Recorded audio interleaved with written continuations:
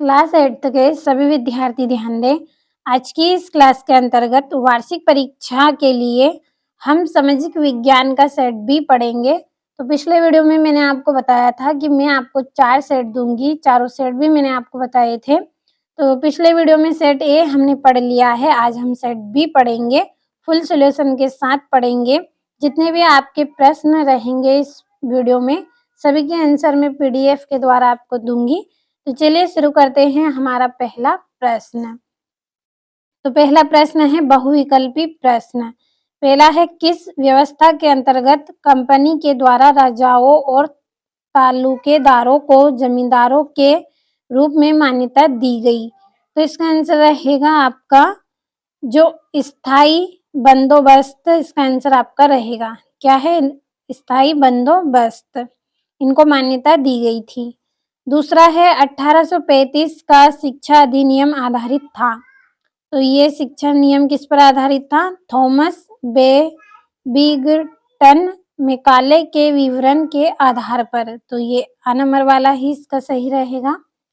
तीसरा है, पृथ्वी पर मानव उपयोग के लिए अलवण जल उपलब्ध है। तो कितना है? लगभग 1%। चौथा है, भारतीय संविधान के जनक माने जाते हैं। तो कौन माने जाते हैं? तो डॉक्टर BR अम्बेडकर। और आपका पांचवा है, आदिवासियों में सबसे ज्यादा बोली जाने वाली भाषा है। तो जो आदिवासी लोग हैं वो सबसे ज्यादा कौन सी भाषा बोलते हैं? संथाली भाषा वे बोलते हैं। तो द नंबर वाला आपका इसमें सही रहेगा। ये आपके 5 सही विकल्प हो गए हैं।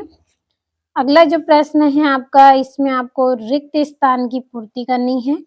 छठा है आपका, अंग्रेजों ने आदिवासियों को रेड्डेस के रूप में वर्णित किया है। तो किसके रूप में वर्णित किया है? जंगली और बर्बर के रूप में वर्णित किया है।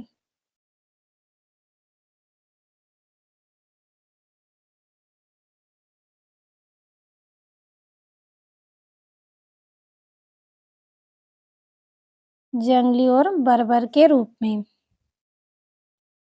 सातवां है, 1857 ईस्वी के विद्रोह का तत्कालीन कारण रेड्डेस थे। तो क्या थे? चर्बी वाले कारतूस।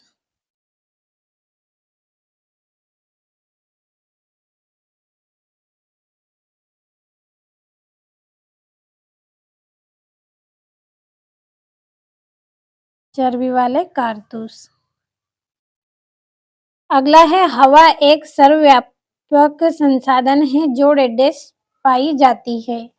तो जो कहाँ पे पाई जाती है? सभी जगह पर पाई जाती है। सभी जगह पर जो हवा है वो क्या है? सर्वव्यापक संसाधन है, ये हर एक स्थान पर पाई जाती है। नवा है, आदिवासियों को रेड्डेस भी कहा जाता है। जो आदिवासी है उनको क्या कहा जाता है? जनजाति भी इनको कहा जाता है। और 10वां है, जन सुविधाओं का संबंध लोगों की रेड्डेस सुविधा से होता है। तो इसका आंसर आएगा मूलभूत।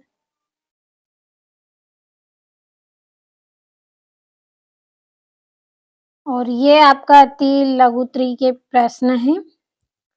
11 से 16 तक 2-2 नंबर के हैं। तो 11वां है, कलमकारी प्रिंट कहाँ तैयार किया जाता था? 12वां है, आर्य समाज की स्थापना किसके द्वारा की गई थी? 13वां है, प्रांतीय स्वायत्तता से क्या आशय है? और 14 है, विश्व की कुल जनसंख्या में से किस महाद्वीप में सर्वाधिक लोग निवास करते हैं? 15वां है, सामान्यतः आदिवासियों की किस छवि को विभिन्न कार्यक्रमों में प्रस्तुत किया जाता है? और 16वां, राज्यसभा के सभापति कौन होते हैं और राज्यसभा के सदस्यों की संख्या कितनी है? तो ये आपके 2-2 नंबर के प्रश्न हैं। और ये यहाँ से आपका लघु त्रि प्रश्न है 17 से 22 तक 3-3 नंबर के।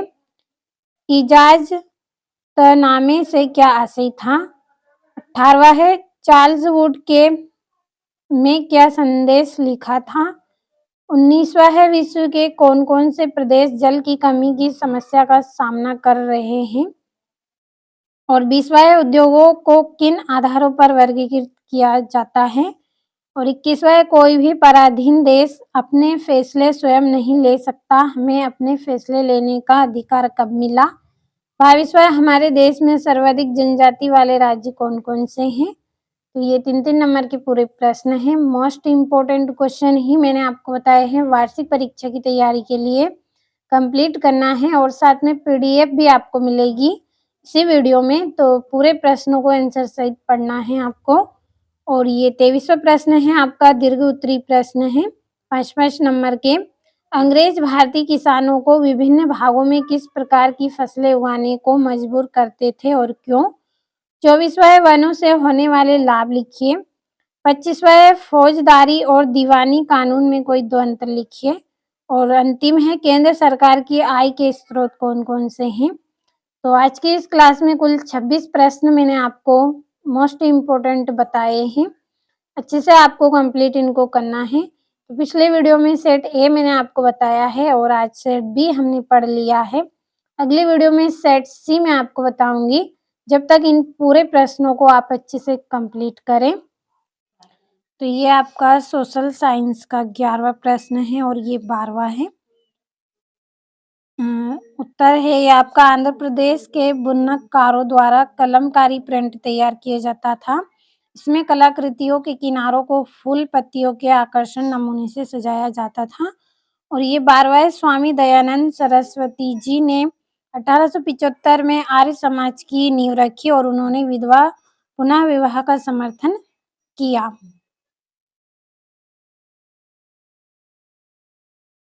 ये आपका 13वां प्रश्न है, संघ के भीतर रहते प्रांतों को तुलनात्मक रूप से स्वतंत्र निर्णय लेने की क्षमता को प्रांतीय स्वायत्तता कहते हैं। जो स्वतंत्र रूप से निर्णय लेते हैं उसी को क्या कहते हैं, स्वायत्तता कहते हैं।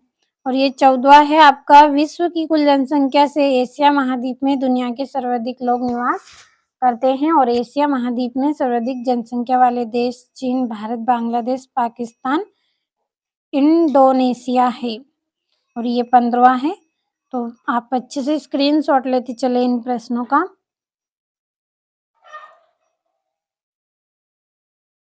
और ये 17वां है आपका।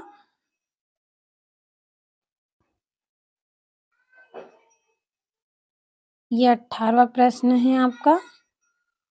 चार्ल्स वुड में भारत में लागू की जाने वाली शिक्षा नीति की रूपरेखा को दोहराया गया है और इस दस्तावेज में यूरोपीय शिक्षा का अधिक लाभ बताया गया है। और इस तरह से आपका 19वां है, विश्व के कई प्रदेशों में जल की कमी है और अधिकांश अफ्रीका, पश्चिम एशिया, दक्षिण एशिया, पश्चिमी संयुक्त राज्य अमेरिका के भाग, उत्तरी पश्चिम मैक्सिको, दक्षिण अमेरिका के भाग और संपूर्ण ऑस्ट्रेलिया अलवणीय जल की आपूर्ति का सामना कर रहे हैं। और ये देश जलवायु प्रदेशों में स्थित है जहां अक्सर सूखा पड़ता है।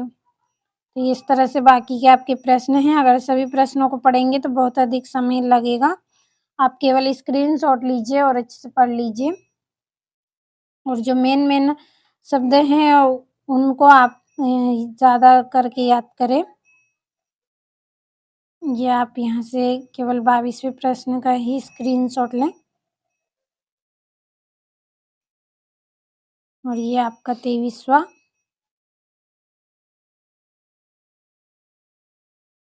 और ये 24वां प्रश्न है आपका, वन मनुष्य के लिए बहुमूल्य संसाधन है, वनों से होने वाले लाभ निम्नलिखित है। पहला, कि वन प्राणियों को आश्रय और ऑक्सीजन प्रदान करते हैं जिससे हम सांस लेते हैं, ये आपका एकदम सटीक है। और वनों से इमारती लकड़ी, कागज, लुगदी, गोंद तथा रबड़ प्राप्त हमें होती है। और वन क्या करते हैं, मृदापन में जो मृदा अपरदन है, मिट्टी का जो कटाव होता है उसको रोकने में सहायक होते हैं। और वन भूमिगत जल के संग्रह में सहायता करते हैं। तो ये इस तरह से आपके इम्पोर्टेंट ये पॉइंट हैं। 5 लिखने हैं आपको, 7 है इसमें। और ये आपका फौजदारी और दीवानी कानून में 2 अंतर आपको करना है। तो ये ऐसे व्यवहार या क्रियाओं से संबंधित है जिन्हें कानून में अपराध माना गया है। उदाहरण के लिए चोरी, दहेज के लिए औरत को तंग करना इत्यादि। और इसका संबंध व्यक्ति विशेष के अधिकारों को उल्लंघन या अवहेलना से होता है। उदाहरण के लिए जमीन की बिक्री, चीज़ों की खरीदारी, किराया, तलाक आदि से संबंधित विवाद। तो 1-2 उदाहरण लिख लें आप इसमें से। और ये यहाँ से आपका 26वां प्रश्न, केंद्र सरकार की आय के स्रोत निम्नलिखित हैं।